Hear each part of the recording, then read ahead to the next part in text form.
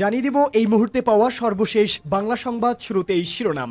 মানবিক বাংলাদেশ বিনির্মাণ না হওয়া পর্যন্ত আমাদের যুদ্ধ চলবে, কুড়িগ্রামে জামায়াত আমিরের ভয়ঙ্কর হুঁশিয়ারি। এরপরেই জানাবো পাগলের প্রলাপের মতো গুজব ছড়ানো হচ্ছে, আসিফ নজরুলের বার্তা। এদিকে সংস্কার ও নির্বাচনকে মুখোমুখি করা হচ্ছে, জোনায়েদ সাকির মন্তব্য। গণসংহতির বিক্ষোভ সমাবেশে এ কথা বলেন জোনায়েদ সাকি। এরপরেই জানাবো চাপাই সীমান্তে বাংলাদেশ ও ভারতের হাজার হাজার মানুষ। এবং সর্বশেষ জানাবো ১/১১ পরিণতি বিএনপির চেয়ে বেশি কেউ ভোগ করেনি বলে মির্জা আব্বাসের হুঁশিয়ারি। এতক্ষণ শুনছিলেন সংবাদ শিরোনাম, এবারে বিস্তারিত। তবে তার আগে প্রতিদিনের আপডেট আন্তর্জাতিক সংবাদ সবার আগে পেতে ভিডিওটিতে একটি লাইক দিয়ে চ্যানেলটি সাবস্ক্রাইব করার অনুরোধ রইল। মানবিক বাংলাদেশ বিনির্মাণ না হওয়া পর্যন্ত আমাদের যুদ্ধ চলবে, কুড়িগ্রামে জামায়াতের আমির। জামায়াতে ইসলামীর আমির ডাক্তার শফিকুর রহমান বলেছেন, আমাদের জাতীয় ঐক্য নষ্ট হয় এমন কাজ আমরা করব না। ন্যায়ের পাশে, ইনসাফের পাশে আমরা যতদিন আছি ততদিন আপনারা আমাদের সঙ্গে থাকবেন। মানবিক বাংলাদেশ বিনির্মাণ না হওয়া পর্যন্ত আমাদের যুদ্ধ চলবে। কুড়িগ্রাম সরকারি কলেজ মাঠে জামায়াতের কুড়িগ্রাম জেলা শাখা আয়োজিত কর্মী সম্মেলনে প্রধান অতিথির বক্তব্যে জামায়াতের আমির এসব কথা বলেন। আওয়ামী লীগের শাসন আমলের কড়া সমালোচনা করে জামায়াতের আমির বলেন, স্বাধীনতার পর থেকে আওয়ামী লীগ এদেশের মানুষের জন্য দুর্ভিক্ষ ছাড়া আর কিছুই উপহার দিতে পারেনি। একটি দরিদ্র পরিবারের জন্ম নেওয়া বাসন্তীকে জাল পরিয়ে এদেশের ইজ্জত বহির্বিশ্বে নষ্ট করেছে। গত ১৬ বছরে তারা এদেশ থেকে ২৬ লাখ কোটি টাকা বিদেশে পাচার করেছে। তিনি বলেন, আমরা এই কর্মী সম্মেলন থেকে দেশবাসীকে বলতে চাই, যারা আল্লাহকে ভয় করে তাদের হাতে এদেশের মানুষ নিরাপদ, এদেশের সম্পদ নিরাপদ।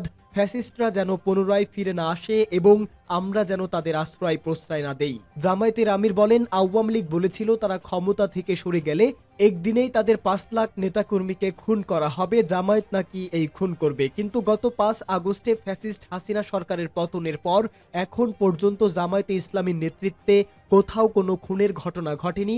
আওয়ামী লীগ খুনি হতে পারে, কিন্তু বাংলাদেশের মানুষ খুনি নয়। বাংলাদেশের মানুষ দেশপ্রেমিক। পিলখানা হত্যাকাণ্ডের সমালোচনা করে শফিকুর রহমান বলেন, কুড়িগ্রামের রৌমারী উপজেলার বাড়াইবাড়ি সীমান্তে বিডিআর ও স্থানীয় বাসিন্দাদের প্রতিরোধে ভারতীয় বাহিনীর পরাজয়ের প্রতিশোধ হিসাবে পিলখানার হত্যাকাণ্ড সংগঠিত হয়েছে।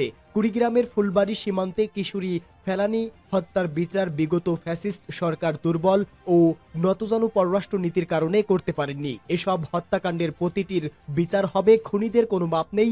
বাংলাদেশে অন্যায়ভাবে যত মানুষকে খুন করা হয়েছে তার প্রতিটির বিচার চাই। পাগলের প্রলাপের মতো গুজব ছড়ানো হচ্ছে বলে আসিফ নজরুলের মন্তব্য। বৃহস্পতিবার দিবাগত রাতে সামাজিক যোগাযোগ মাধ্যমে অন্তর্বর্তী সরকারের একাধিক উপদেষ্টা ও বৈষম্য বিরোধী ছাত্র আন্দোলনের সমন্বয়কদের নিয়ে গুজব ছড়ানো হয়। তারা দেশ ছেড়েছেন বলে পোস্ট করা হয় বিভিন্ন আইডি ও পেজ থেকে। এই গুজব নিয়ে মুখ খুলেছেন আইন উপদেষ্টা আসিফ নজরুল। তিনি বলেছেন, পাগলের প্রলাপের মতো গুজব ছড়ানো হচ্ছে, এসবে কান দিবেন না। আমরা সবাই ভালো আছি, নিজ নিজ জায়গায় আছি, আলহামদুলিল্লাহ। এ সময় আসিফ নজরুল বলেন, কোনো অবৈধ মানুষের কথায় কান দেবেন না। যারা দেশকে ছোট করতে চায় তারাই দেশের বিরুদ্ধে নানা ধরনের কুৎসা রটাতে এসব অপকর্ম করছে বলে মন্তব্য করেন আসিফ নজরুল। সংস্কার ও নির্বাচনকে মুখোমুখি করা হচ্ছে বলে জোনায়েদ সাকির মন্তব্য।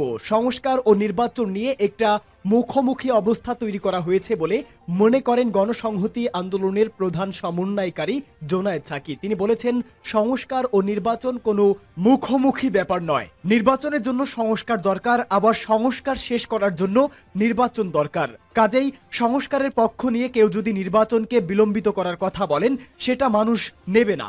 আবার নির্বাচনের কথা বলে সংস্কার যদি আড়াল হয়ে যায় সেটাও মানুষ গ্রহণ করবে না। ঢাকায় জাতীয় প্রেস ক্লাবের সামনে বিক্ষোভ সমাবেশ করেছে গণসংহতি আন্দোলনের ঢাকা মহানগর ও উত্তর ও দক্ষিণ কমিটি। সীমান্ত হত্যা বন্ধ, দ্রব্যমূল্যের ঊর্ধ্বগতি, নিয়ন্ত্রণহীন সিন্ডিকেট ও নতুন করে আরোপিত ভ্যাট ট্যাক্স বৃদ্ধির প্রতিবাদে এই সমাবেশের আয়োজন করে গণসংহতি আন্দোলনের ঢাকা মহানগর ও দক্ষিণ কমিটি। সমাবেশে জোনায়েদ সাকি বলেন, ন্যূনতম জাতীয় ঐক্যমত না থাকলে অভ্যুত্থান বিপর্যয়ের মুখে পড়তে পারে, তাতে সবাই ক্ষতিগ্রস্ত হবে। তিনি বলেন, রাজনৈতিক প্রতিযোগিতা, প্রতিদ্বন্দ্বিতা থাকবে, কিন্তু আমরা একটা ঐতিহাসিক মুহূর্তে আছি।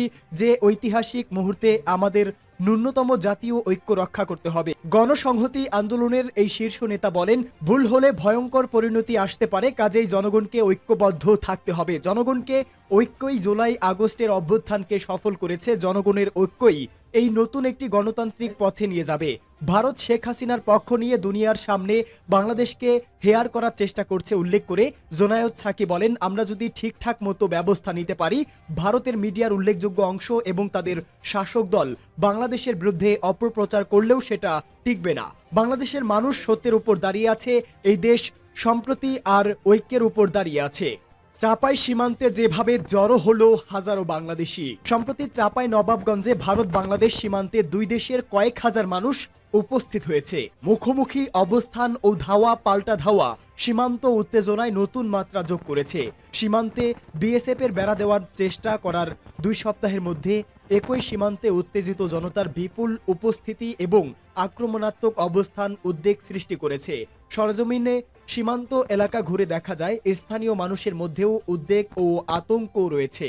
সীমান্ত এলাকার পরিস্থিতি স্বাভাবিক থাকলেও যে কোনো সময় পরিস্থিতি উত্তপ্ত হয়ে উঠতে পারে এমন আশঙ্কা পুরোপুরি কাটেনি। 2025 সালের শুরু থেকেই সীমান্তের বিভিন্ন জায়গায় বিএসএফ এর কাঁটাতারের বেড়া দেওয়াকে কেন্দ্র করে উত্তেজনা সৃষ্টি হয়েছে। বিষয়টি ভারত বাংলাদেশের রাজনীতিতেও ইস্যু হচ্ছে।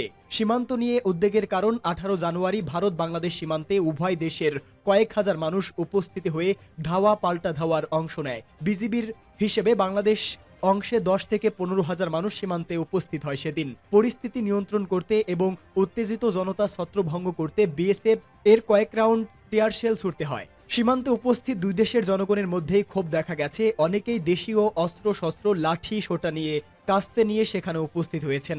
বাংলাদেশি নাগরিকরা অভিযোগ করেন, তাদের দিকে তীর ও পাথর নিক্ষেপ করা হয়। পাথরের আঘাতে কয়েকজন আহত হয়েছে। চাপাই নবাবগঞ্জের শিবগঞ্জ উপজেলার কিরণগঞ্জ সীমান্তের কাছে ঘটনা শুরু হলেও চৌকা সীমান্তের কাছে কয়েক হাজার মানুষ উপস্থিত ছিল।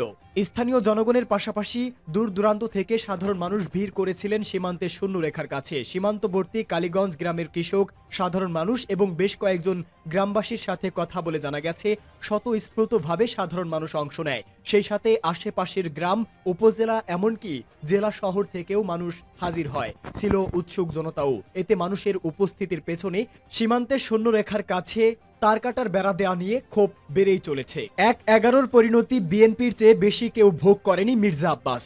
বিএনপির স্থায়ী কমিটির সদস্য মির্জা আব্বাস বলেছেন, ইদানিং কথা বলার সুযোগ পেয়ে কেউ কেউ বলছে বিএনপি নাকি 1-11 আনার পায়তারা করছে। তাদের বলছি, 1-11 এর ভয়াবহ পরিণতি বিএনপির চেয়ে কেউ ভালো ভোগ করেননি। যদিও এ ধরনের কথাবার্তা বলতে থাকেন, তাহলে বাংলাদেশ গণতন্ত্রের মুখ দেখবে না। বিএনপির স্থায়ী কার্যালয়ের নিচতলায় আরাফাত রহমান কোকুর 10তম মৃত্যুবার্ষিকী উপলক্ষে দোয়া ও মাহফিলে তিনি কথা বলেন। তিনি বলেন, বিএনপিকে আওয়ামী শিবিরের দিকে ঠেলে দেওয়া হচ্ছে।